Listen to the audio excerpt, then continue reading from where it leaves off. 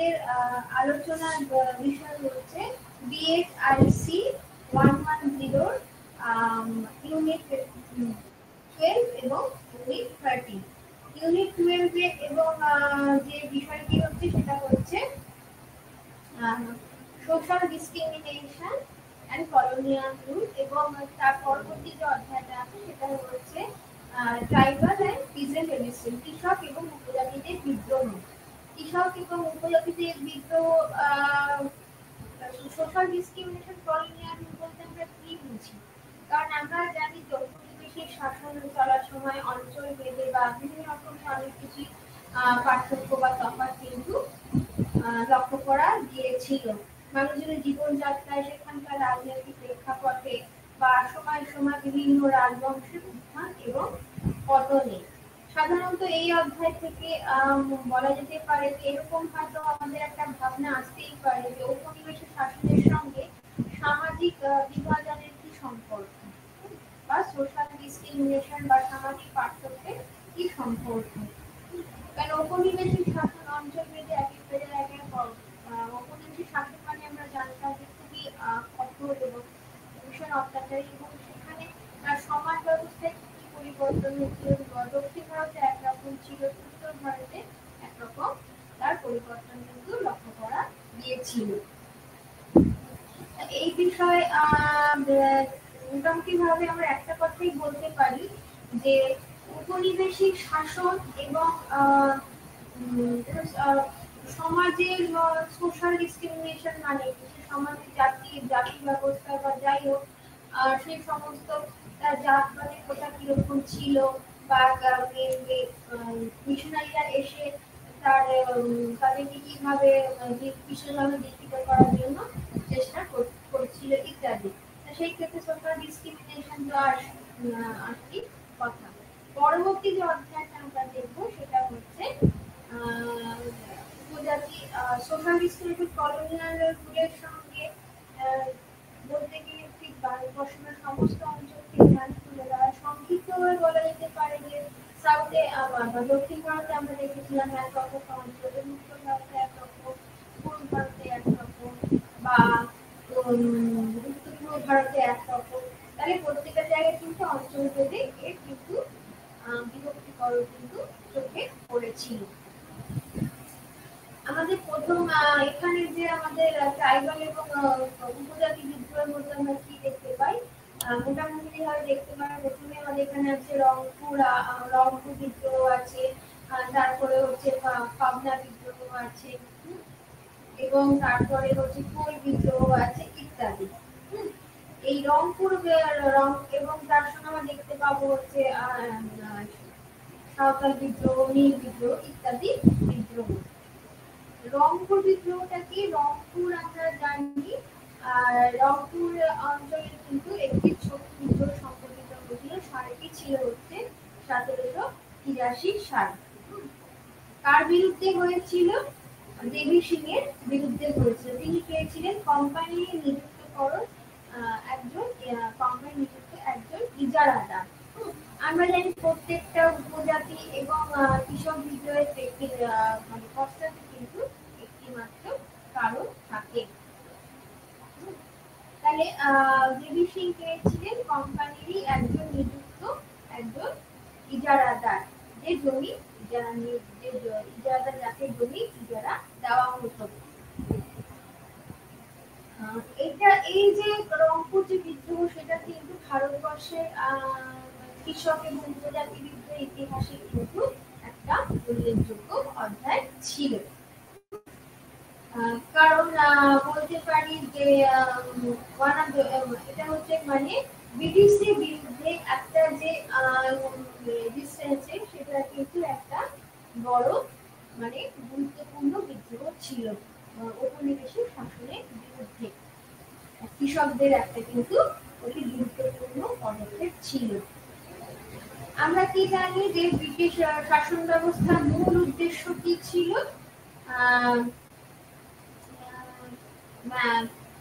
রাজস্ব বৃদ্ধি করার একটা নানান অজুহাতে বা নানান সূত্রে বা নানান মাধ্যমে রাজস্ব বৃদ্ধি করা। এবং কৃষকদেরকে কম মজুরি দেওয়া। কৃষক বা উপজাতি বিদ্রোহ যেগুলো উপজাতি বিদ্রোহের কারণ কিছুটা অন্য ছিল, কৃষক বিদ্রোহের কারণ ছিল হচ্ছে যেকোনো রাজস্ব বৃদ্ধি করা এবং তাদেরকে কম পারিশ্রমিক দেওয়া। ওয়ারেন হেস্টিংস কিন্তু এই রাজস্ব বৃদ্ধির দিকে একটি কিন্তু অত্যন্ত গুরুত্বপূর্ণ পদক্ষেপ গুরুত্বপূর্ণ কিন্তু যাত্রা শুরু করেছিলেন। তিনি কি করেছিলেন? হেস্টিংস প্রথমে কি করেছিলেন? একটা কমিটি গঠন করেছিলেন জমির মূল্যায়ন অ্যাসেসমেন্টে বা জমির পরিমাপ করার জন্য বা মূল্যায়নের জন্য এবং রাজস্ব সংগ্রহের জন্য। তাহলে কোম্পানি কি করতো? একটা জমিকে তারা কিন্তু লিজ দিত বা কত বছরের জন্য তাকে একটা লিজ দেওয়া হতো। কতটা অনেকটা উচ্চ সুদের বিনিময়ে বা অনেকটা উচ্চ টাকার বিনিময়ে কিন্তু একটা জমিকে এখানে লিজ দেওয়া হতো। এই হিসাবে কি দেখেছিলাম যে ইজারাদার বা যে লিজ হোল্ডার তারা কি করতো? তারা যাদেরকে এই জমিটা দেওয়া হতো তারা কি করতো? কোম্পানির পরিবর্তে তারাই কিন্তু এই বেতন রাজস্ব কিন্তু তারা আদায় করতো, রাজস্ব আদায় করতো। এবং তারা কি করতো? তারা কিন্তু যথেষ্ট ভাবে সেখানে তারা ঋণ বা রাজস্ব আদায় করতো। লিজ হোল্ডার কি ছিল? ওই তারা কি ছিল? তারা ম্যাক্সিমাম তারা কিন্তু খুব অতিরিক্ত মাত্রায় তারা রাজস্ব আদায় করতো বা রাজস্বের হার কিন্তু খুব উচ্চ মাত্রায় ছিল। এবং তাদের কি উদ্দেশ্য ছিল? কৃষকদের শোষণ করা। প্রকৃতপক্ষে আমরা জানি যে ঔপনিবেশিক শাসনের ব্রিটিশদের কি উদ্দেশ্য ছিল? কৃষকদের যেন তেন প্রকারে শোষণ করা এবং তাদের কাছ থেকে অতিরিক্ত মাত্রায় রাজস্ব আদায় করা। মোটামুটি ভাবে সব কৃষকদের পিছনে কিন্তু একই উদ্দেশ্য কাজ করত। তাহলে এই তাহলে কাদেরকে লক্ষ্য করা হয়েছিল? এটা কিন্তু সাধারণত কৃষক সম্প্রদায়ের উপরে কিন্তু এই করের বোঝাটা কিন্তু চাপানো হতো। কিন্তু কৃষকদেরও তো একটা রাজস্ব দেওয়ার মতো ক্ষমতা থাকতো। তারা যখন এই ক্ষমতা তারা যখন দিতে পারতো না তখন তারা কিন্তু মাধ্যমে বিদ্রোহ ঘোষণা করেছিল।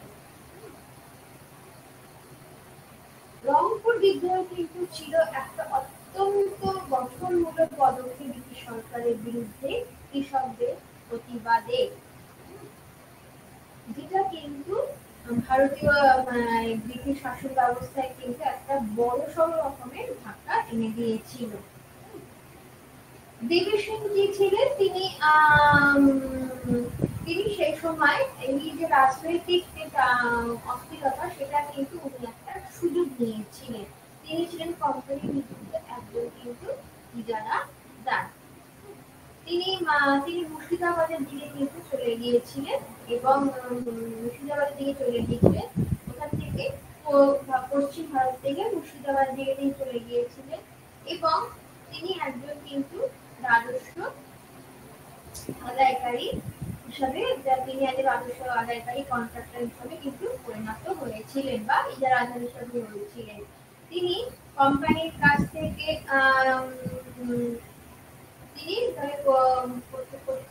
তাহলে তাকে কিসের দায়িত্ব হয়েছিল? তাকে পূর্ণিয়া জেলার রাজস্ব সংগ্রহের দায়িত্ব দেওয়া হয়েছিল এবং কিন্তু তিনি সেখানে পরবর্তীকালে কিন্তু তার শাসক হয়ে বসেন। তাহলে তিনি কাকে দিয়েছিলেন? তিনি নায়েব নাজিমকে, তিনি সেখানকার নায়েব নাজিমকে প্রায় 16 লক্ষ টাকা দিয়েছিলেন এবং 16 লক্ষ টাকা দিয়ে তিনি পূর্ণিয়া জেলার রাজস্ব আদায় কিন্তু তিনি দায়িত্ব লাভ করেছিলেন, রাজস্ব আদায়ের অধিকার লাভ করেছিলেন। তার রাজত্বকাল ছিল কিন্তু কৃষকদের কাছে একটি অত্যন্ত সন্তুষ্ট ইস্যু। আরেকটা কি আমরা দেখেছিলাম যে তার আরেকটা কি উদ্দেশ্য ছিল যে যেন তেন প্রকারে অতি উচ্চ মার্গে এই যেন তেন ভাবে অত্যন্ত উচ্চ হারে আদর্শ রাজস্ব আদায় করা। কারণ তিনি কিন্তু এই যে অধিকারটা লাভ করেছেন তার জন্য তাকে 16 লক্ষ টাকা দিতে হয়েছিল।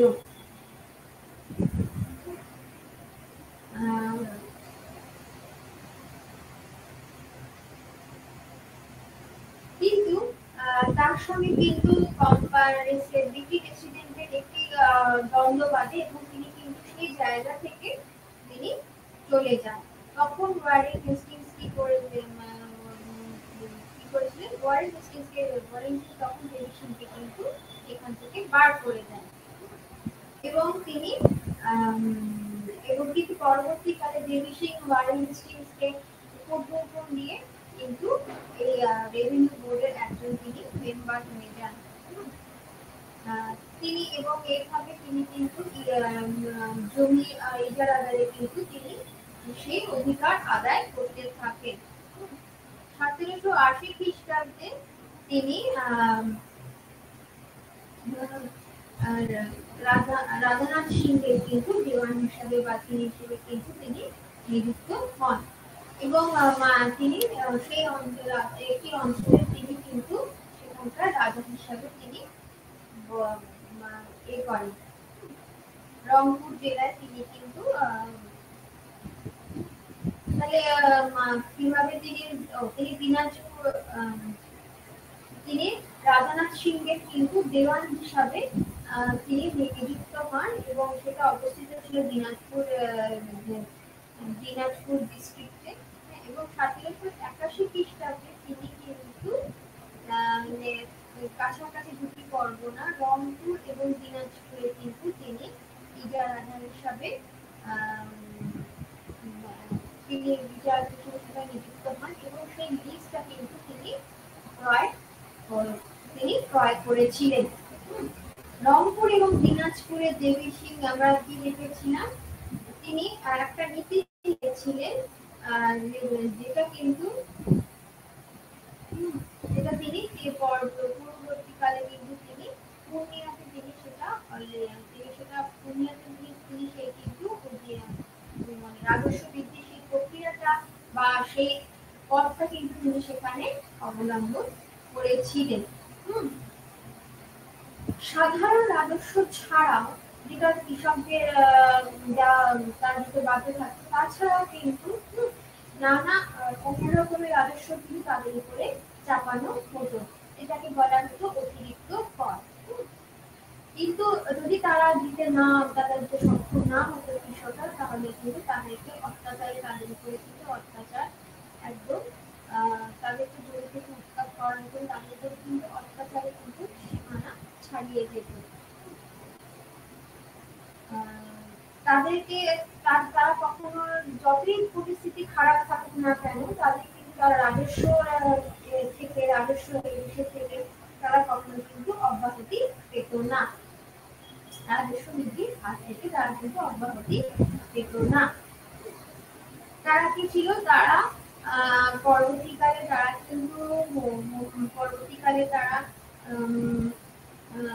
জমি থেকে উৎখাতিত হতো এবং তারা কিন্তু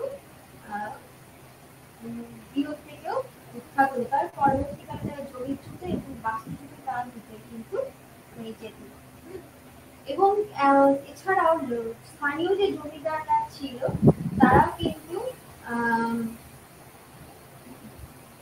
কিন্তু এই যে যারা লিজ নিত তাদের কিন্তু অধীনে কিন্তু তারা কন্ট্রাক্টর হিসাবে বা সাব কন্ট্রাক্টর হিসাবে কিন্তু তারা কাজ করত। কিসের জন্য? এই রাজস্ব সংগ্রহের জন্য। কিন্তু তারা কাজ করত এবং তাদেরকেও কিন্তু সাধারণত তারা কিন্তু পরিত্রাণ পেত না। সেই অঞ্চলে যে জমিদার যারা থাকতো তারা কিন্তু তাদেরকে কিন্তু নিয়মিত কিন্তু অপমান করা হতো এবং তাদেরকে অন্য জায়গায় পাঠিয়ে দেওয়া হতো। কিন্তু এই অবস্থায় কি হয়েছিল, রংপুরের যারা নায়ক ছিল, হুম, তারা কিন্তু আম, বাধ্য হয়ে বিদ্রোহ ঘোষণা, তারা কিন্তু বাধ্য হয়ে বিদ্রোহ ঘোষণা করেছিল। 18ই জানুয়ারি 1783 খ্রিস্টাব্দে কিন্তু রংপুর বিদ্রোহ অনুষ্ঠিত হয়। তাহলে আমরা কি জানি যে 1783 খ্রিস্টাব্দে রংপুর বিদ্রোহ কিন্তু ঘোষিত হয়। সেই সময় কিন্তু বিভিন্ন গ্রামের রায়তেরা কিন্তু তারা সেখানে যোগদান করে এবং রংপুরে এসে তারা কিন্তু মিলিত হয় এবং তারা ঠিক করে যে বলপ্রয়োগের দ্বারা তারা দেবী সিংহের অত্যাচারকে কিন্তু তারা দেবী সিংহের অত্যাচারকে তারা বন্ধ করবে। কারণ আমরা জানি এই রংপুর যে বিদ্রোহ সেটা কিন্তু যথেষ্ট গুরুত্বপূর্ণ ছিল ইতিহাসে।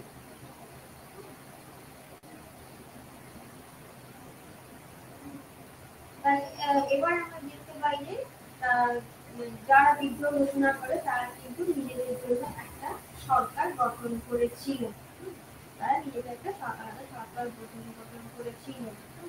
এই বিদ্রোহ সাধারণত 5 সপ্তাহের জন্য স্থায়ী হয়েছিল এবং ব্রিটিশ সরকার চেষ্টা করেছিল এই বিদ্রোহকে কিন্তু নানাভাবে দমন করার। কারণ যখনই আমরা ইতিহাসে দেখেছি যে উপজাতি এবং কৃষক যুদ্ধের সংগঠিত, তখনই কিন্তু ব্রিটিশ সরকার সবসময় সেটাতে কিন্তু তারা যে কোনো উপায় তারা কিন্তু বিদ্রোহ দমন করতে চেষ্টা করত। তারা নুরুদ্দিন নামে এবং একজনকে নুরুদ্দিন এবং দয়ারাম সিং নামে দুজনকে কিন্তু তারা তাদের নেতা হিসাবে মনোনীত করেছিল। কারণ কোনো বিদ্রোহ কোনো একজন ব্যক্তি ছাড়া সেটাকে পরিচালনা করা প্রায় অসম্ভব হয়ে যায়। এবং তারা তখন সিদ্ধান্ত নেয় যে তারা দেবী সিংহকে কোনো রকম রাজস্ব দেবে না। এই জন্য তারা একটা আইন তখন পাশ করতে চায় যে তারা দেবী সিংহকে কোনো রকম ভাবে কোনো রাজস্ব দেবে না, কারণ তিনি প্রায় অতিরিক্ত মাত্রায় রাজস্ব সংগ্রহ করছিলেন। তারা একটা তহবিল গড়ে তোলে গ্রামবাসীর সহায়তায় এবং এই বিদ্রোহে শুধুমাত্র দিনাজপুরে বা রংপুরের মধ্যে ছিল তা না, এই বিদ্রোহ কিন্তু কোচবিহারের ভিতর চলে যায়। স্থানীয় কাছারি যেটাকে বলা হতো বা লোকাল যে থানা বা লোকাল থানা বা স্থানীয় থানা বা স্থানীয় যে জেলগুলো সেগুলোকে কিন্তু আক্রমণ করা হয় এবং দেবী সিংহের যারা লোক ছিল, যারা অনুচর ছিল, তাদেরকে সাধারণত মারধর করে বার করে দেওয়া হতো বা তাদেরকে মেরে ফেলা হচ্ছিল। তাহলে তারা সেই সব রায়তদের তারা জেলের বাইরে বার করতে চেয়েছিল যাদেরকে বলপূর্বক জেলে আটকে রাখা হতো, যেহেতু তারা রাজস্ব দিতে পারেনি বলে। এছাড়া এবং এই বিদ্রোহ যে শুধুমাত্র 5 সপ্তাহ স্থায়ী হয়েছিল তা না, এই বিদ্রোহে কিন্তু আরো অনেক উল্লেখযোগ্যতার অবদান ছিল এবং এই বিদ্রোহের ফলাফলও কিন্তু গুরুত্বপূর্ণ ছিল। লোকাল স্থানীয় যিনি ব্রিটিশ রেসিডেন্ট লেবার ছিলেন, তিনি তখন কি করলেন, তিনি আর্মি সৈন্যবাহিনীকে বললেন কি করতে, এই বিদ্রোহটাকে দমন করার জন্য। তারা যারা বিদ্রোহ ঘোষণা করেছিলেন তারা কিন্তু খুব সাহসের সঙ্গে এই বিদ্রোহটাকে কিন্তু তারা লড়াই করছিল, কিন্তু ব্রিটিশ সরকার বলপূর্বক সৈন্যবাহিনী দ্বারা তাদেরকে কিন্তু এই বিদ্রোহ দমন করেন। এবং কারণ আমরা জানি যে ব্রিটিশ সরকার রণকৌশলের বিরুদ্ধে ভারতীয়দের রণকৌশল কিন্তু সে অর্থে খুবই দুর্বল ছিল, কারণ ব্রিটিশ সরকারের যে সমস্ত অস্ত্রশস্ত্র ছিল ভারতীয়দের সে সমস্ত অস্ত্রশস্ত্র ছিল না, সেই জন্য।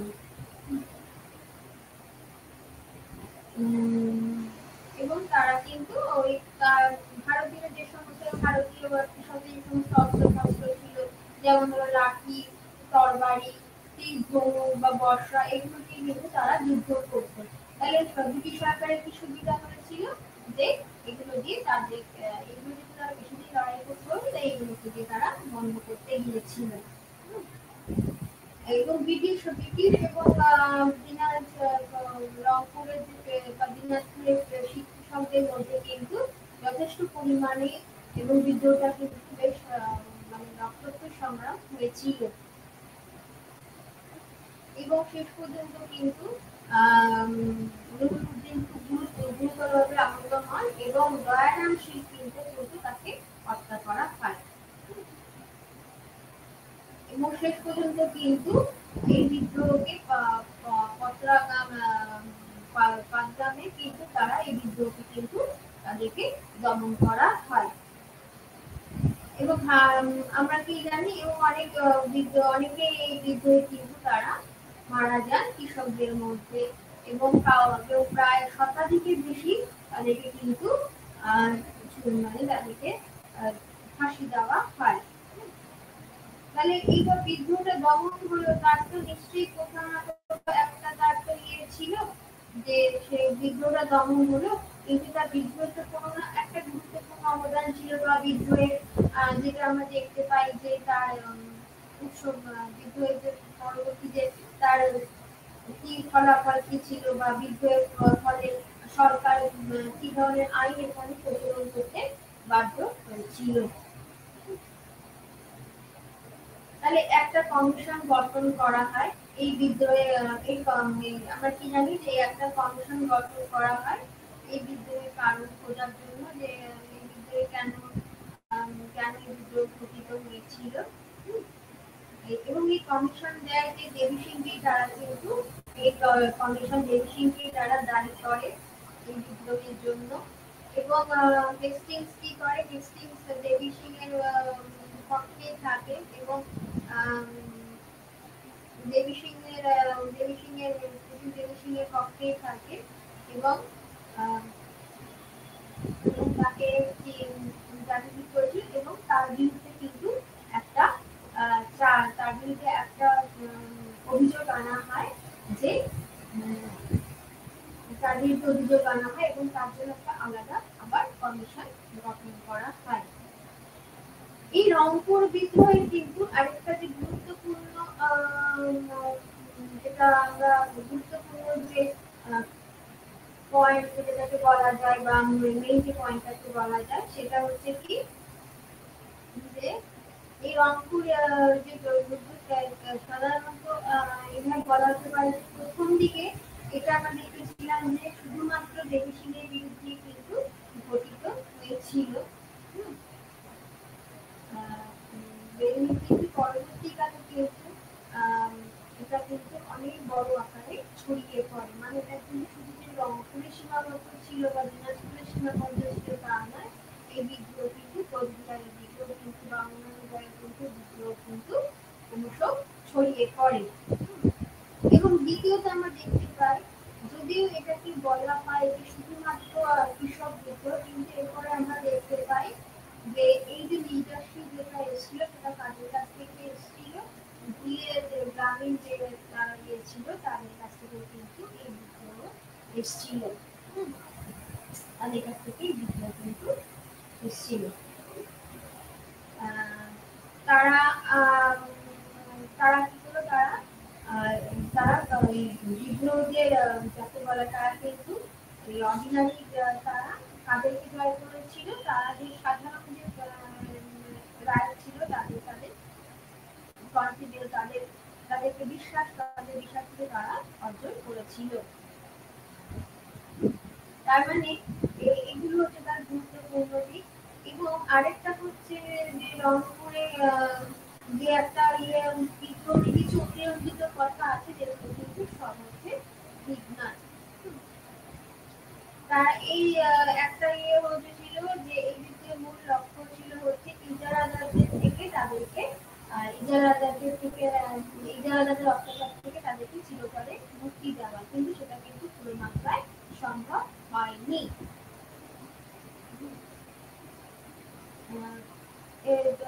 ব্রিটিশ আর্মিরা কিন্তু বা ব্রিটিশ তারা চেষ্টা করেছিল অনেকভাবে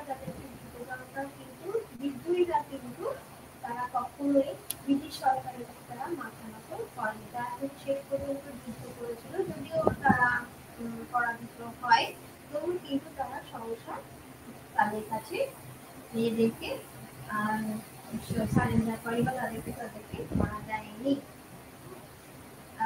যদিও বিদ্রোহটা এখানে বলতে পারা যায় যে শেষ হয়ে গেছিল, তারপর বিদ্রোহটা ব্যর্থতা পর্যবেসিত হয়েছিল, কিন্তু কোথাও না কোথাও কিন্তু তার একটা নেতৃত্ব ছিল। হ্যাঁ, এই কারণ কি গুরুত্ব ছিল, কিন্তু পরবর্তীকালে দেখা যায় যে এই যে বিদ্রোহ সেটা কিন্তু পরবর্তী বিদ্রোহগুলোকে অনুপ্রাণিত করেছিল এবং পরবর্তী বিদ্রোহ কৃষক বিদ্রোহগুলোকে সংগঠিত করতে সাহায্য করেছিল। পরবর্তী কৃষক বিদ্রোহগুলোকে অনুপ্রাণিত করেছিল এবং পরবর্তী কৃষক বিদ্রোহগুলোকে সংগঠিত হতে কিন্তু সাহায্য করেছিল। কারণ তখন কৃষকরা কিন্তু জানতে পেরে গিয়ে বুঝতে পেরে গেছিল যে কেন কারণে তারা বিদ্রোহ করে বা ইত্যাদি। এবং এই বিদ্রোহ কিন্তু অর্থনীতিকে বা কোম্পানি কর্তৃপক্ষকে বাধ্য করেছিল যে দেখাবার জন্য যে তাদের কমিশন বসাতে বাধ্য করেছিল বা বিদ্রোহ করতে কারণ খোঁজার জন্য যে কেন এই বিদ্রোহ কিন্তু সংগঠিত হয়েছিল। এবং এই হাত ধরে কিন্তু আমরা দেখতে পাই পরবর্তীকালে 1793 খ্রিস্টাব্দে চিরস্থায়ী বন্দোবস্তের উত্থান। কারণ এই দেবী সিং যেভাবে এখানে রাজস্ব আদায় করে সেটা তো অনৈতিক উপায় ছিল, এটা কিন্তু কখনো নৈতিক উপায় ছিল না। পরবর্তী বিদ্রোহ হচ্ছে আমাদের কোল বিদ্রোহ। কোল বিদ্রোহ সাল ছিল হচ্ছে 1832 খ্রিস্টাব্দ। কোল বিদ্রোহ আমরা দেখতে পাই কোল বিদ্রোহ হচ্ছে 1832 খ্রিস্টাব্দ। তাহলে অনেকটা পরে, এটা 1700 প্রায় 83 বা 85 হয়েছিল, তারও অনেকটা পরে কিন্তু কোল বিদ্রোহ হয়। কোল একটা উপজাতি ছিল, এরা কিন্তু জড়িত আছে, তারা কিন্তু কোনো কৃষক সম্প্রদায় ছিল না, তারা হচ্ছে একটি আদিবাসী সম্প্রদায় বা উপজাতি সম্প্রদায়। তারা ভারতবর্ষের বিভিন্ন জায়গায় ছড়িয়েছিল এবং তারা সব মানে মাঝে মাঝে তারা বিদ্রোহে উঠত এবং অন্যান্য উপজাতিদের থেকে তারা কিন্তু যথেষ্ট পরিমাণে হিংস্র ছিল এবং তাদের যখন যুদ্ধে গর্জে উঠতে যথেষ্টভাবে যথেষ্ট মাঝে মাঝে বিদ্রোহ দেখা দিত, অন্যান্য উপজাতিদের থেকে তাদের সাহস কিন্তু অনেক বেশি ছিল। এই যে উপজাতি বা যে ট্রাইব কথাটি ব্যবহার করা হয় সেটা অন্যান্য জাতিদের থেকে তাদেরকে পার্থক্য বোঝাবার জন্য। উপনিবেশিক শাসনে শুধুমাত্র শহরাঞ্চলেই পরিচিত বা গ্রামাঞ্চলে তা না, এই উপজাতীয় অর্থনীতি বা এটাকে আমরা এখন তফসিলি উপজাতি তফসিলি জাতি এদের তারা যথেষ্ট পরিমাণে অত্যাচার করেছিল এবং আদিবাসীদের নিজস্ব একটা সমাজ বা সংস্কৃতি ছিল, ব্রিটিশ সরকার বারবার চেষ্টা করতো সেটাকে নষ্ট করে দেওয়া। তারা যে শান্তিপূর্ণভাবে বসবাস করতো সেটা তাদের কিন্তু তাদের পছন্দ হতো না এবং তারা সেই অঞ্চলগুলোকে অধিগ্রহণের চেষ্টা করতেন।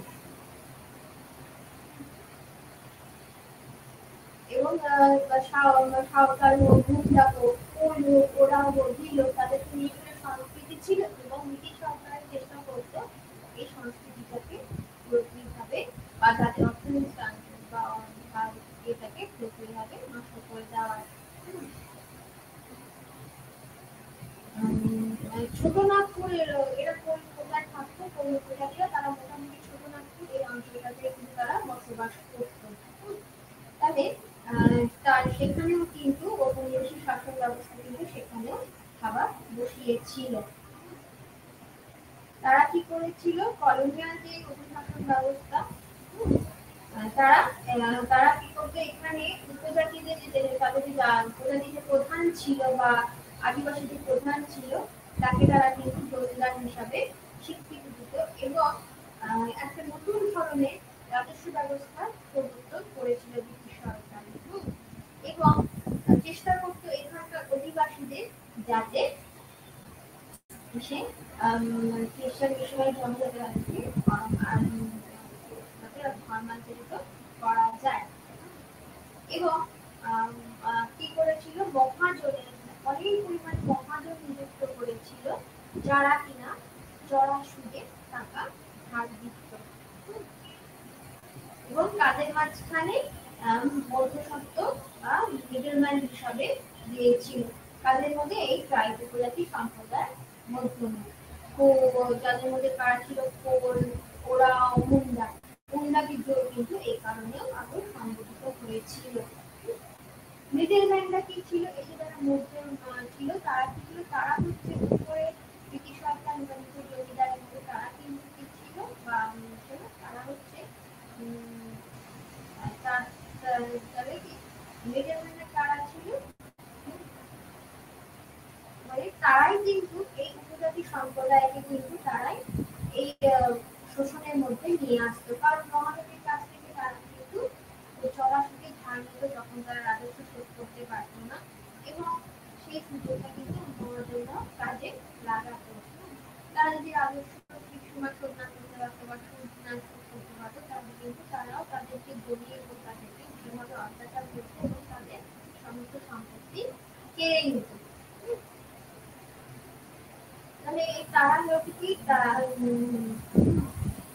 এবং এই প্রক্রিয়ার মধ্যে কি হয়েছিল তাদের যেটা নিজস্ব অঞ্চল ছিল তাদের যে নিজস্ব জমি ছিল এই সকল উপজাতিদের তারা কিন্তু সেই জায়গা থেকে ক্রমশ উৎখাত হতে শুরু করে এবং তাদেরকে কিন্তু কি করা হলো শেয়ার ক্রপার বা ভাগ চাষ হিসাবে পরিণত করা হয়েছিল বা বাধ্যতামূলক বা বেদাশ্রম খাটাবার তাদেরকে কিন্তু বাধ্য করা হয়েছিল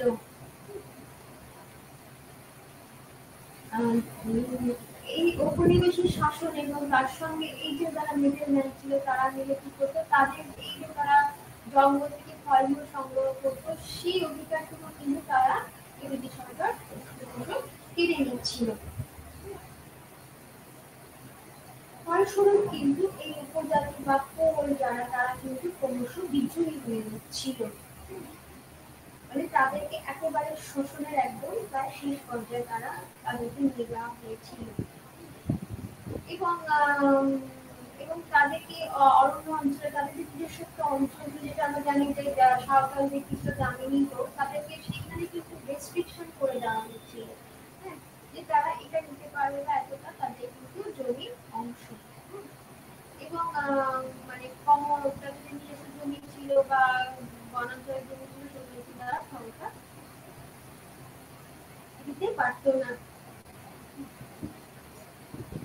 ছোট নাগপুর যে অঞ্চলটা সেটা কিন্তু ঔপনিবেশিক শাসনের অধীনে 1820 খ্রিস্টাব্দে আসে এবং সেখানকার তাদের যে এই যে ঔপনিবেশিক শাসন এখানে স্থাপিত হয় তারপর থেকে কিন্তু তাদের যে অর্থনীতি সেটা কিন্তু ক্রমশ নষ্ট হয়ে যেতে থাকে কোম্পানি গভর্নমেন্টরা কি করে তারা কিন্তু লিজ দিতে থাকে ল্যান্ডগুলোকে এবং রেভিনিউ তারা লিজ দিতে থাকে এবং রেভিনিউ কালেকশনকে তারা কিন্তু এই কোম্পানিগুলো করতে থাকে এবং সেখানে কিন্তু রেভিনিউ কালেকশনটাকে তারা আরো প্রসেস করতে থাকে ট্রাইবালরা এই সমস্ত বহিরাগতদের কি বলে তারা তাদেরকে ভিক্ষু বলা হতো কিন্তু এই ভিক্ষুদের অত্যাচার কিন্তু প্রচন্ড পরিমাণে বেড়ে গিয়েছিল এবং যে নির্দিষ্ট রাজস্ব না তার বাইরে যারা অতিরিক্ত রাজস্ব সেসব কিন্তু তাদের কাছ থেকে সে তাদের অতিরিক্ত রাজস্ব চাপানো হতো এই যারা এবং যারা তাদের কিন্তু তাদের শাসন কিন্তু ক্রমশ একটা সন্ত্রাসে পরিণত হচ্ছে যেমন আমরা কি দেখেছিলাম সন্ত্রাসের শাসন কিন্তু এদেরটা কিন্তু সন্ত্রাসের শাসনে পর্যবেসিত হয়েছিল তার মানে কি ক্রমশ তাদের শাসনটা তাহলে কি প্রত্যেকটা যে আমরা সেখানে দেখছি যে প্রত্যেকটা বিদ্রোহের কিন্তু সেই একই একটা কারণ হয়ে যাচ্ছে তাহলে এইভাবে আমরা কি এই পরিস্থিতি কিন্তু কোলরা তারা বিদ্রোহ করতে বাধ্য হয়। তারা তাদের উপরে অত্যাচারের পরিমাণ কিন্তু যথেষ্ট পরিমাণে বাড়তে থাকে। হ্যাঁ, শুধু তাই তা নয়, এবং সেখানে কিন্তু মহিলাদের উপরেও কিন্তু যথেষ্ট পরিমাণে অত্যাচার করা হতো, এবং তাদেরকে জোর করে জেলে নিয়ে রাখা হতো যদি তারা সেখানে দিতে না পারত। তাদেরকে কি করা হতো, রাস্তাঘাটের কাজে কিন্তু ব্যবহার করা হতো, কন্ট্রাক্টর কি করতো, রাস্তাঘাটের কাজে কিন্তু ব্যবহার করত, এবং এই কাজের জন্য কিন্তু তারা কোনো রকমের কিন্তু তারা বেতন পেত না। এই আমরা যে উপজাতিরা কিন্তু তারা যে আমরা জানি যে লোকে ফুল করেছে তারা কিন্তু তাদের ঘরে তাদের মহুয়া তৈরি করতো, বা যেটাকে আমরা বলি আমরা জানি তাদের অ্যালকোহলিক যারা ছিল তারা কি করলো, এই অ্যালকোহলের উপরে বা মহুয়ার উপরে কিন্তু তারা ব্রিটিশ সরকার কি করলো, তারা রাজস্ব টাকালো। এই পরিস্থিতিতে বাধ্য হয়ে কিন্তু তারা বিদ্রোহ ঘোষণা করে এবং তাদেরকে বাধ্য করে কি এই জমিগুলোকে নিয়ে সেখানে নীল চাষ করতে। হ্যাঁ, এই নীল চাষকে তারা এখানে তাদের কাছে টাকা দিতে, এবং নীল চাষ এখানে কিন্তু তাদের উপরে ব্রিটিশ সরকারের পক্ষে কিন্তু এটা তাদের যথেষ্ট লাভজনক ব্যবসা ছিল। তারা কিন্তু আফিম চাষ করতে তারা বিদ্রোহ ঘোষণা করে, তারা চেষ্টা করে দেয় যে তারা কোনো রকম আফিম চাষ করবে না, কিন্তু ব্রিটিশ সরকার এদিকে নানাভাবে বাধ্য করতে থাকে। তখন কি করে, তারা বাধ্য হয়ে বিদ্রোহ ঘোষণা করে। তাদের বিদ্রোহের মধ্যে কারা কারা ছিল, বুদ্ধ ভগৎ জোয়া বা ভগৎ জিন্দার মানে কি এইসব থেকে তাদের কিন্তু বিদ্রোহের নেতার নাম ছিল। 1832 খ্রিস্টাব্দে মুন্ডা জেলার কৃষকরা এবং মানে মুন্ডা এবং ওরাও সম্প্রদায়ের কৃষকরা কিন্তু প্রথম বিদ্রোহ ঘোষণা করে, এবং তাদের দেখা দেখি এই কোল বিদ্রোহ কিন্তু শুরু হয়। তাহলে এই কোল বিদ্রোহ কি ছিল, যে আমাদের প্রত্যেকটা কৃষক বিদ্রোহের প্রথম কৃষক বিদ্রোহ সবই শুরু হয়েছিল। এই বিদ্রোহ ক্রমশ সিংভূম, মানভূম এবং হাজারীবাগ এবং আশেপাশের জেলাগুলোতে কিন্তু ছড়িয়ে পড়ে। এটা কিন্তু আমরা জানি যে সে আবার ব্রিটিশ সরকারের বিরুদ্ধে ছড়িয়ে পড়ে, এবং তারা কিন্তু কখনই শাসন সম্পর্কে তাদের কিন্তু কোনো রকমের ধারণা ছিল না।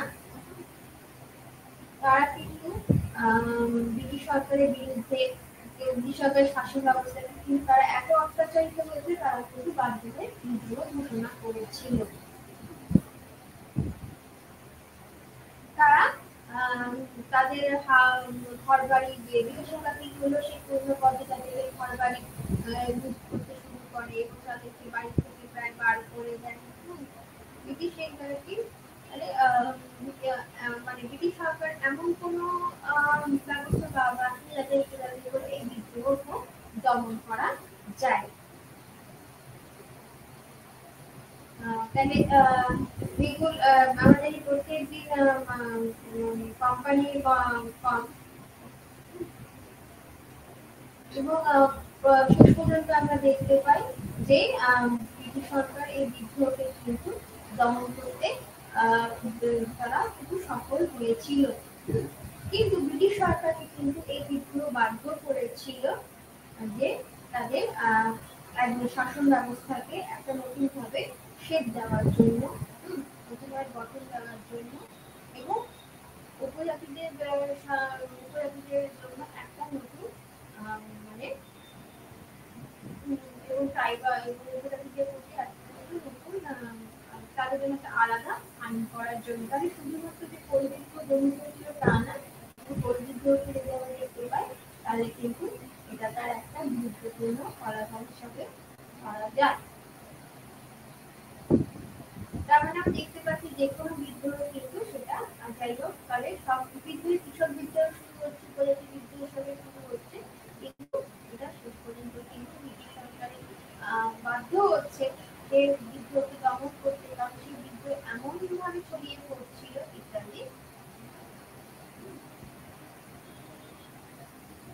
তখন তারা যে ট্রাইবাল যে এবং তারা ঠিক করলে কোম্পানি কর্তৃপক্ষ যে কমিশন দিয়ে এই উপজাতি এলাকার জন্য কিন্তু একটা আলাদা আইন তৈরি করতে হবে। কোনো নির্দিষ্ট আইন কিন্তু এই উপজাতি এলাকার জন্য করা যাবে না। তাদের আলাদা, তাদের সংস্কৃতি বা তাদের অর্থনীতি কিন্তু সম্পূর্ণভাবে হচ্ছে আলাদা। তাহলে এবার আমি দেখি তাহলে কি হলো, তাহলে এই যে দুটো বিদ্রোহ আমরা দেখতে পেলাম, তাহলে প্রত্যেকটা বিদ্রোহ কিন্তু একই কারণ ছিল। চুয়ার বিদ্রোহ বা সাঁওতাল বিদ্রোহ বা যাই বলি না কেন, আমরা সাঁওতাল বিদ্রোহ এরপরে আমরা দেখবো হচ্ছে ফরাজি বিদ্রোহ। ফরাজি আন্দোলন কি ছিল? সাঁওতাল বিদ্রোহ যদি আমরা বলে থাকি তাহলে সেটা হচ্ছে সাঁওতাল বিদ্রোহ হচ্ছে আমরা জানি কেন কি কারণে হয়েছিল। এবারও দেখবো হচ্ছে ফরাজি বিদ্রোহ। ফরাজি আন্দোলনটা কিন্তু সম্পূর্ণ আলাদা ছিল। 19 শতকে ভারতীয় মুসলমানদের মধ্যে পুনরুজ্জীবনবাদী সংস্কারপন্থী, মানে এটা হচ্ছে ভারতীয় মুসলমানদের মধ্যে একটা নতুন, মানে ইসলাম ধর্মকে এত মনে হয়েছিল যে সম্প্রদায় ইসলাম ধর্ম শুদ্ধিকরণ দরকার। সেই ক্ষেত্রে কিন্তু ইসলাম ধর্মে ইসলাম বা ভারতীয় মুসলমানদের মধ্যে পুনরুজ্জীবনবাদী সংস্কারপন্থী যে আন্দোলন হয়েছিল পূর্ব বাংলায়, তা কিন্তু ফরাইজি আন্দোলন নামে পরিচিত ছিল। ফরাজ হলো কি আল্লাহর আদেশ, যে বা যারা আল্লাহর আদেশ মেনে চলে তারা হচ্ছে কিন্তু ফরাইজি, তারা হলো ফরাইজি। ওহাবি ফরাইজি আন্দোলনের মধ্যে অনেক বিষয় নেই, আবার কিন্তু অমিল দেখা যায়। মিল হলো দুটি ছিল পুনরুজ্জীবনবাদী আন্দোলন ধর্ম সমাজে যেমন বিচ্যুতি ঘটেছিল সেগুলো দূর করে ধর্ম সমাজের পবিত্রতা এবং শুদ্ধতা কিন্তু রক্ষা করাই ছিল তাদের মূল উদ্দেশ্য। আর অমিল এই যে আচ্ছা, উভয়ের আন্দোলন মুসলমান সমাজের মানুষের কাছে আন্দোলন এভাবে শহীদুল আন্দোলনের আবেদনে কিন্তু সাড়া দিয়েছিল। উচ্চবর্গের গোড়া রক্ষণশীল মুসলিমরা কিন্তু এদের আন্দোলনে সামিল হয়নি। উভয় আন্দোলন উৎস হল ভারতের বাইরে আরব দেশে ওয়াহাবি সংস্কার আন্দোলন। তাহলে কি উভয় আন্দোলনের উৎস কি ছিল? ভারতের বাইরে আরব দেশে ওয়াহাবি সংস্কার আন্দোলন। ইতিমধ্যে শরিয়তুল্লাহ উভয়ের আব্দুল ওয়াহাবের মতাদর্শ দ্বারা প্রভাবিত হয়ে ধর্ম ও সমাজ সংস্কারের কাজে কিন্তু তারা নেমেছিল। এই দুই আন্দোলনের মধ্যে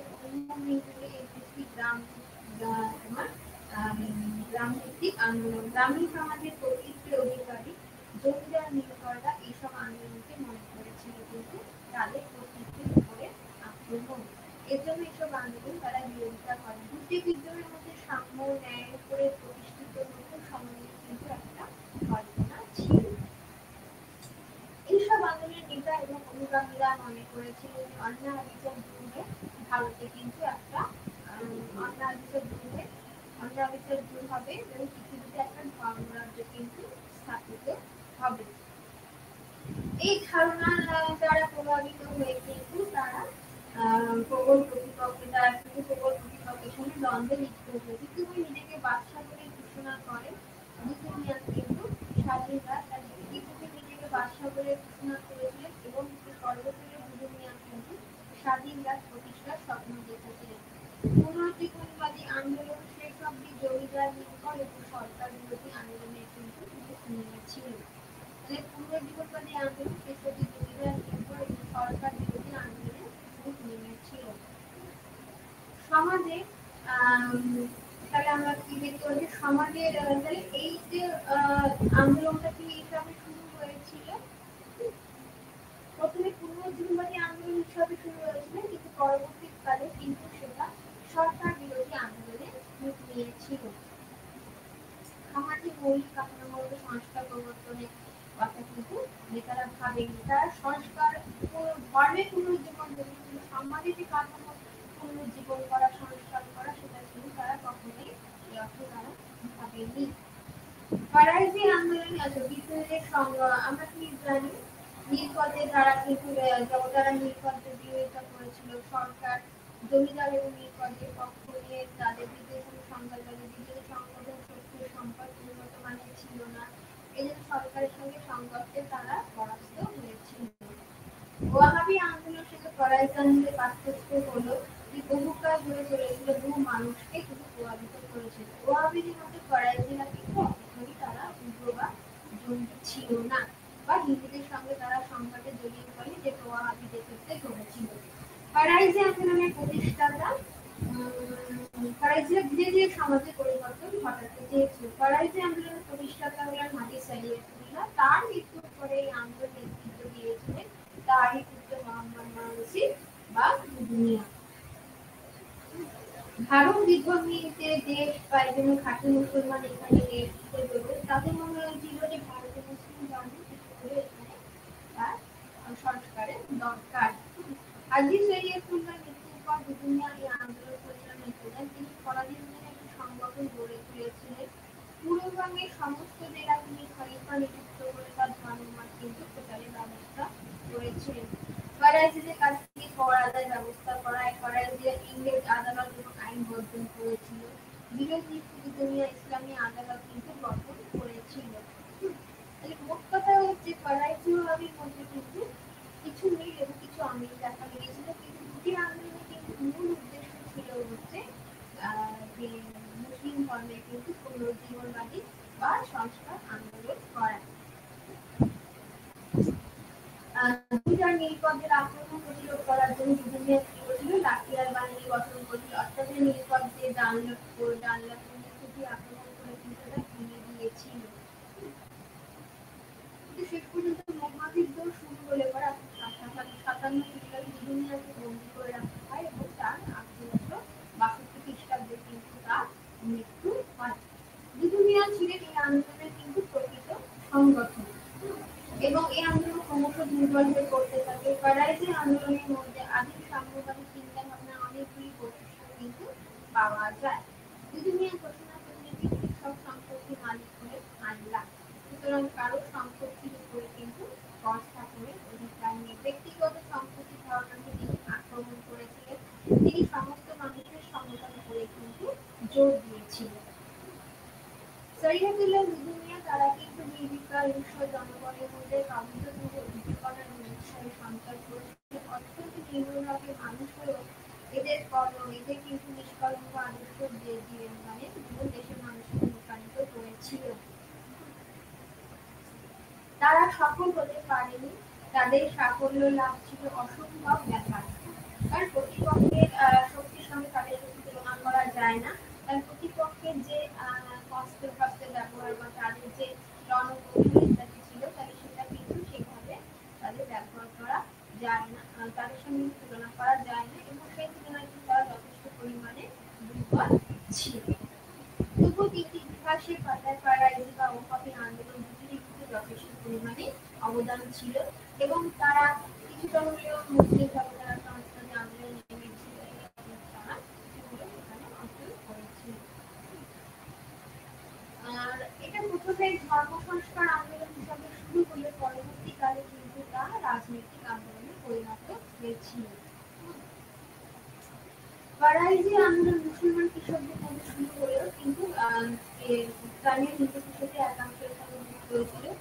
দুনিয়া নেতৃত্বে বিকল্প সরকার সৈন্যবাহিনী শাসন গঠনের সঙ্গে একে বৈপ্লবিক রূপ দিয়েছিল। ফরাজি আন্দোলন ব্যর্থ হয়েছিল কিন্তু তার অন্তর্নিহিত দুর্বলতার জন্য। যেটা আমরা সব জানি যে কোনো বিদ্রোহী ব্যর্থ হোক না কেন তার অন্তরের দুর্বলতার জন্য কিন্তু সেই যুদ্ধে ব্যর্থ হয়েছিল।